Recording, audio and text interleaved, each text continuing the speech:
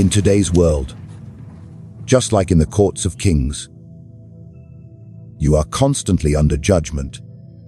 They question your loyalty, your competence, your worth. And what do? You explain, you justify, you defend. But what if I told you, every time you defend yourself, you lose. You give them power. Today, we unmask the strategy of Machiavelli himself. How to flip the power dynamic instantly by refusing to defend, and instead mastering the art of silent domination. Let the dogs bark. You remain the lion. In the court of power, perception is king and truth is often its silent servant. Machiavelli understood something most never wills. When a man begins to justify himself, he loses authority. This is the paradox of defense. Those who explain appear guilty. Those who stay silent appear dangerous.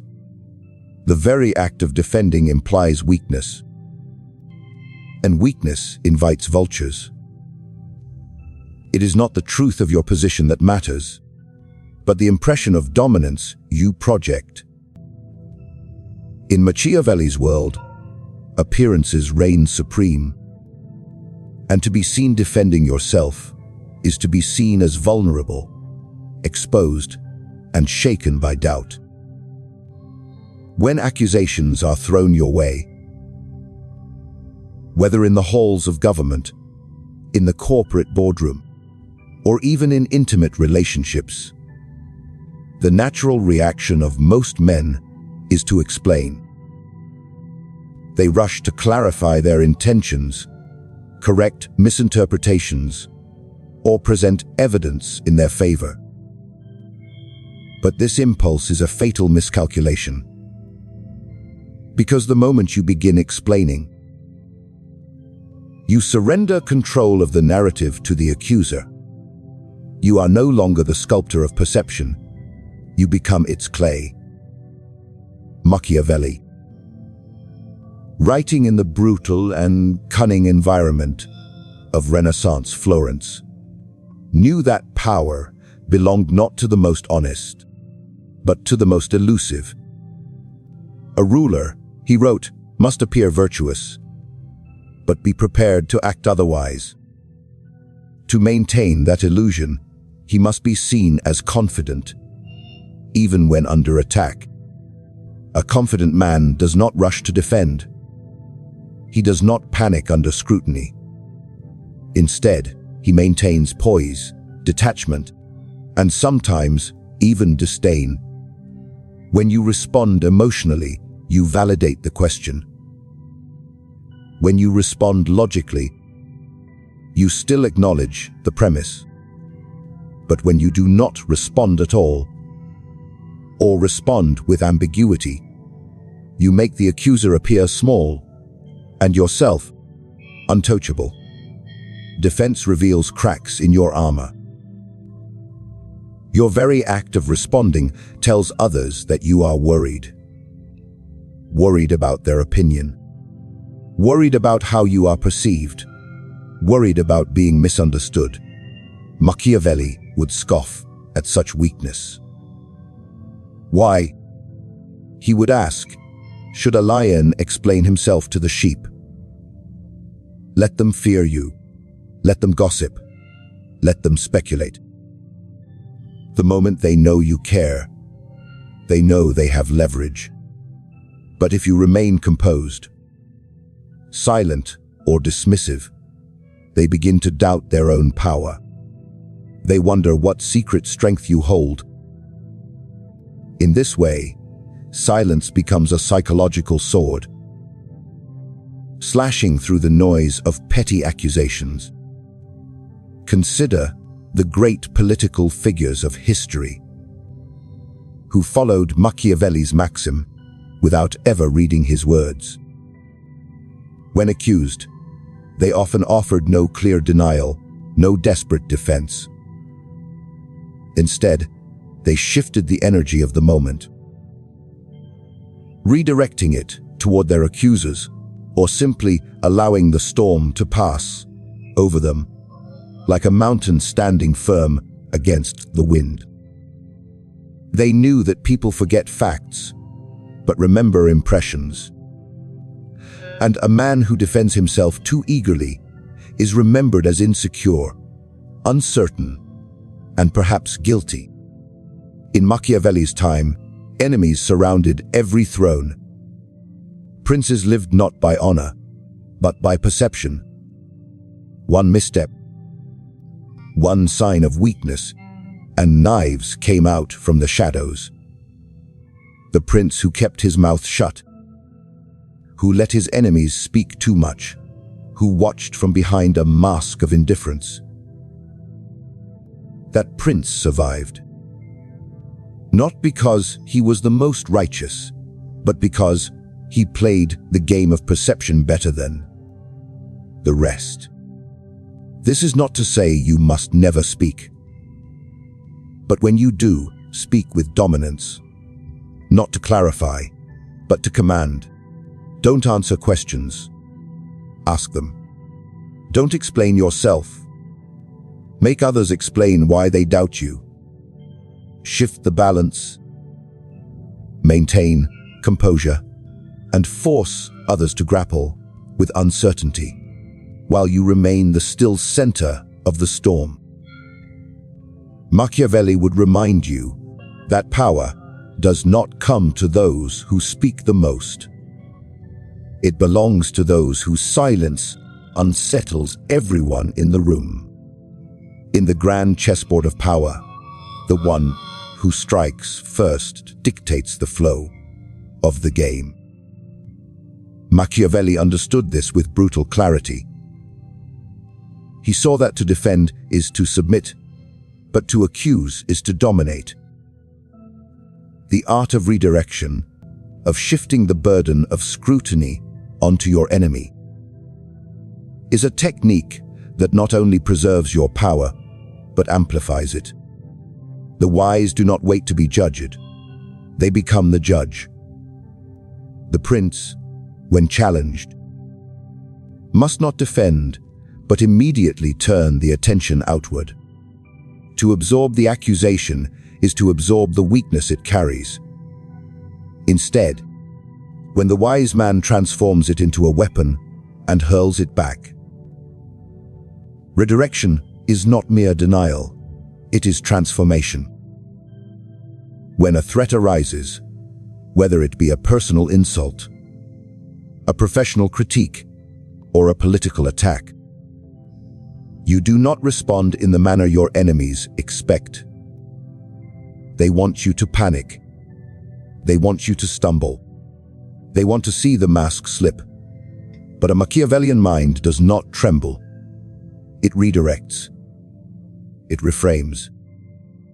It recasts the narrative in a way that implicates others, seizes control, and forces the opposition into the role of the accused. Machiavelli often warned that power is perception, and the court of public opinion is not swayed by truth, but by spectacle. To accuse is to create theater. It is to dictate the emotional landscape of the confrontation. You do not let their question linger in the air unanswered. Instead, you drown it beneath your own question. If someone questions your loyalty, question theirs first. If someone challenges your competence, point out the cracks in their leadership. If someone hints at your flaws, magnify theirs before the crowd. The one who throws the first verbal blow creates confusion, and confusion is a Machiavellian ally. There is a psychological warfare embedded in redirection. The accuser, when met with an unexpected counterattack, is thrown into a state of defensiveness. They were prepared to criticize you, but now they must suddenly justify themselves. and once they begin defending, they appear uncertain. As you stand calmly and deliver your pointed counter, accusation, the audience's focus shifts. They forget the original accusation and begin to dissect the counter charge. Now, it is not you on trial, it is them. And in this sudden reversal, you gain the upper hand, not through truth, but through control of perception. Machiavelli knew that humans are drawn to strength. They admire confidence, even when misplaced, and distrust timidity, even when justified. A ruler must embody boldness in words and actions. When accused, to show fear or flinch is to lose faith in the eyes of the people. But to step forward and question your accuser with cold clarity is to appear as the stronger figure. This power move casts you not as a suspect, but as a protector of order, as someone too strong to be questioned. This technique is not limited to rulers or political games. In everyday life, in business, in relationships, the same principle applies. When confronted by criticism or suspicion, the average person seeks to justify. They make the fatal mistake of trying to win over the critic's approval. But the Machiavellian thinker knows better. The goal is not to win approval, it is to seize dominance. This is done not by making excuses, but by crafting counter-narratives, by implying that the accuser has ulterior motives, hidden insecurities, or deeper faults. You place them under the microscope. Now the audience begins to question their credibility, not yours. Redirection must be executed with poise, not panic. It must feel effortless, like the turning of a sword in battle. If done with anger, it appears defensive. But if done with calm precision, it radiates power. The timing must be immediate. Hesitation breaks the illusion. And the accusation must be sharp enough to draw blood, but subtle enough to leave the crowd thinking. Machiavelli advised rulers to be foxes and lions, cunning and bold. Redirection is both. A strategy cloaked in elegance, delivered with ferocity. In every confrontation, someone must hold the upper ground. If you do not claim it with accusation, someone else will. The true prince knows this and prepares accordingly. He does not wait to defend against attacks. He crafts the attack, delivers it, then walks away while others scramble to respond. The accuser becomes the accused. The audience forgets the original sin. And power, once again, flows back to the one who dared to redirect with ruthless intelligence. Silence is not emptiness. Silence is not weakness. In the hands of the ordinary man, it may be passive, but in the mind of the Machiavellian, silence is a calculated weapon. Machiavelli, the master of courtly manipulation and ruthless pragmatism, understood that words, once spoken, become liabilities. Every word reveals something. Your thoughts, your emotions, your fears. The moment you speak, you give your enemies a map to your mind. But silence reveals nothing. And what cannot be seen cannot be attacked. Strategic silence becomes a cloak of mystery, a veil that unsettles and disarms. When accusations arise, when the court whispers your name in suspicion, when your rivals point fingers, most men panic. They rush to speak, to clear the air, to correct the record. They imagine that clarity and transparency will restore order. But what they do not realize is that by speaking, they submit to the judgment of others. They are no longer sovereigns in their own narrative. They become defendants. When Machiavellian knows, if you do not speak, you cannot be cornered. If you reveal nothing, you give them nothing to attack. Your silence becomes their prison. In politics, in war, in the daily games of status and social maneuvering, silence unnerves people more than argument. An accuser expects resistance. He is prepared for words. He feeds off the energy of a reply. But when met with silence, he falters. His mind begins to spiral. He wonders if he was wrong. He questions his own certainty. Or worse, he begins to fear that your silence is a sign of something more dangerous: knowledge, planning, revenge. The unknown terrifies, and silence creates a vast, impenetrable unknown. Machiavelli would tell you that silence is not the absence of action. It is action in disguise. It is a decision, a position, a tactic. A ruler who speaks too much is quickly dissected by those around him. Every phrase becomes a clue, every admission of vulnerability. But the ruler who speaks little, who answers selectively and with purpose, holds power in reserve. People hang on his words. They lean in to hear what is not said. They fill the void with their own insecurities and assumptions. And more often than not, they assume wrong. This is the brilliance of silence. It forces others to reveal themselves while you remain hidden. Strategic silence is especially effective when combined with presence. The Machiavellian figure does not vanish or appear weak. He stands calmly amid the chaos. His silence is not retreat. It is dominance without noise. The more chaotic the environment, the more powerful silence becomes.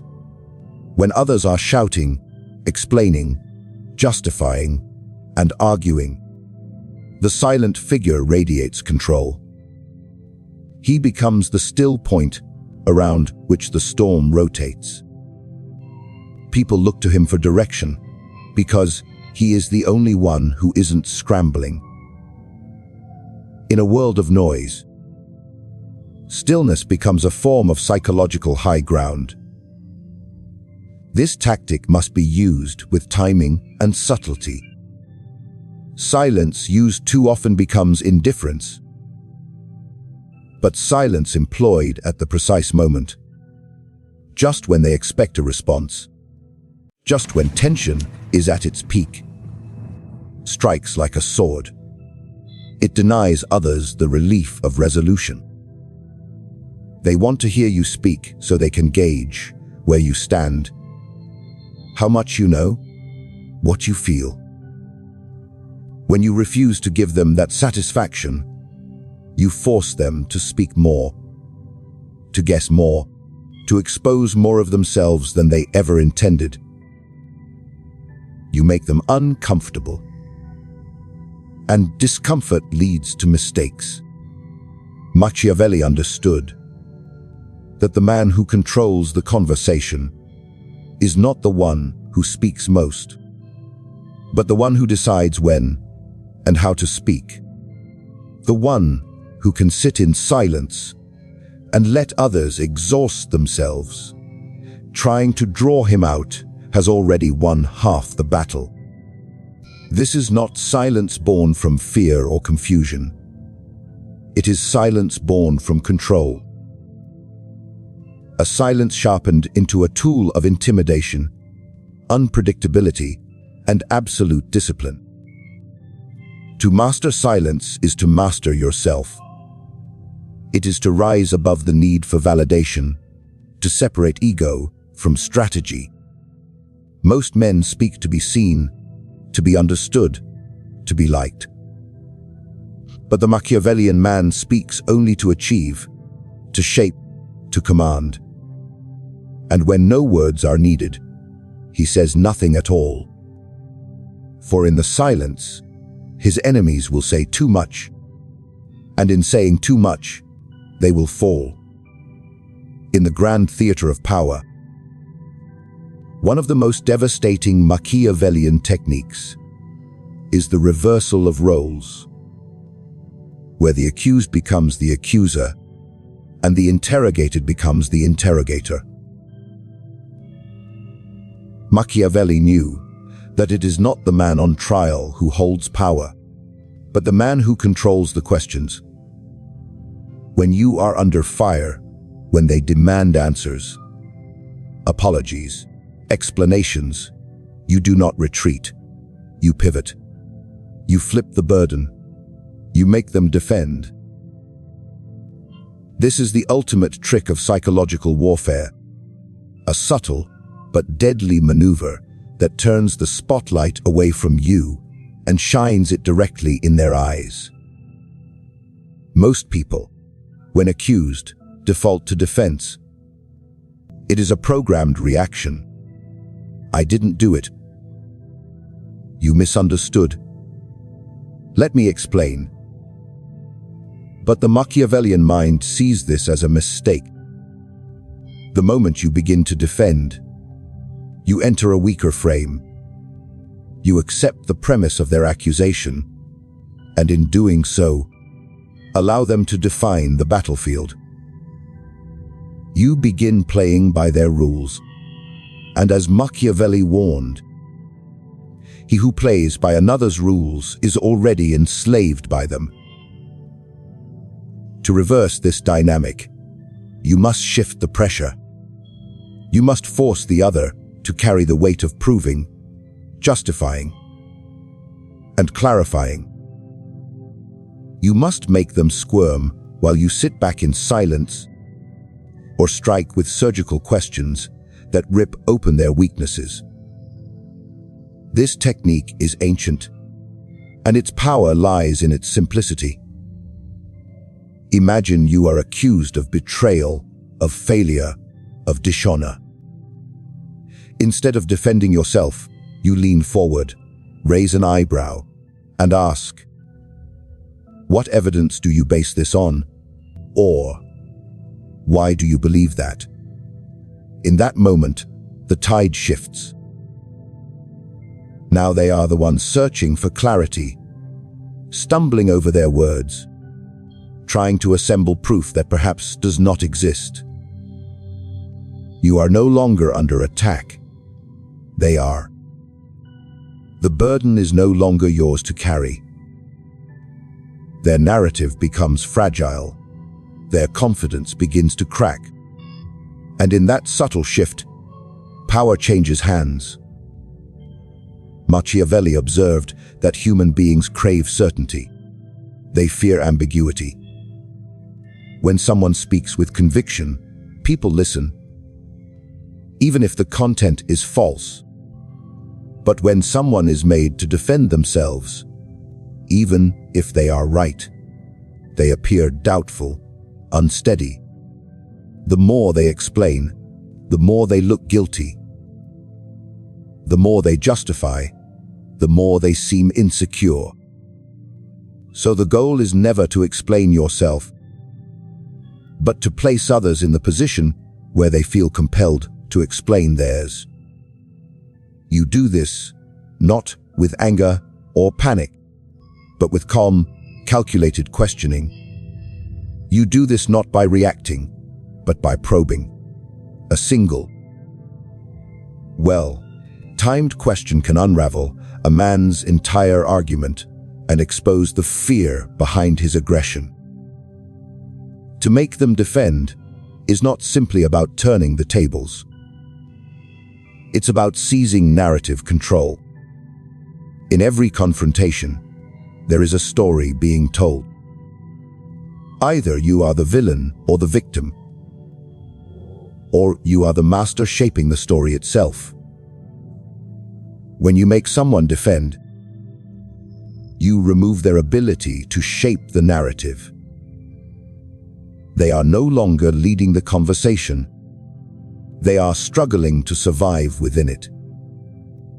This makes you the architect of perception. People begin to look at you not as the accused, but as the one in command. This technique works even better in public. When others are watching, the one who appears composed and questioning always wins over the one who appears reactive and emotional. Machiavelli's political life was filled with observations of courtiers, diplomats, and rulers who lived and died by public impression. Those who maintained calm control, who redirected accusations and forced others to stumble, remained respected and feared. Those who rushed to defend themselves were quickly forgotten, or worse, humiliated. There is also a deeper psychological element at play. When someone is forced to defend, they become vulnerable. Their emotional defenses drop. They reveal more than they intend. The Machiavellian player knows how to exploit this. Each defense becomes a confession. Each explanation, a glimpse into their insecurities. The more they talk, the more rope they give you. And when the time is right, you pull. You use their own words to dismantle them. And the beauty is, they never saw it coming. They thought they were in control because they were speaking the most. But control belongs not to the loudest voice, but to the one who can make others speak, while remaining untouchable. To master this strategy, one must cultivate patience and precision. You must be willing to endure the pressure of silence, the tension of being questioned without offering answers. You must observe, listen, and then strike when the moment is ripe. Your questions must be short, piercing, and loaded with implication. You do not argue. You do not defend. You shift the spotlight. You make them sweat. And in their sweat, you gain leverage. This is the Machiavellian reversal. Not a counterattack, but a total inversion of power dynamics that leaves you standing while others unravel before your eyes. In the treacherous arena of power, those who react, who defend, who explain, they surrender their position without even realizing it. Machiavelli's enduring brilliance lies in his understanding that power is not held by those who speak the most or justify the best, but by those who master the game of perception. When you defend yourself, you validate the charge. When you redirect the accusation, you seize control. When you remain silent, you become a figure of mystery and strength. And when you make others defend, you reverse the current of power entirely, forcing them to drown in the weight of their own words. The true Machiavellian does not beg to be understood. He demands to be respected. He does not explain himself. He controls the narrative. He does not react. He orchestrates. By refusing to defend, and by choosing instead to dominate the battlefield of perception through silence, redirection, and psychological reversal, you not only protect your reputation, you enhance it. Power, after all, is not about truth. It is about control. And those who never defend, never lose.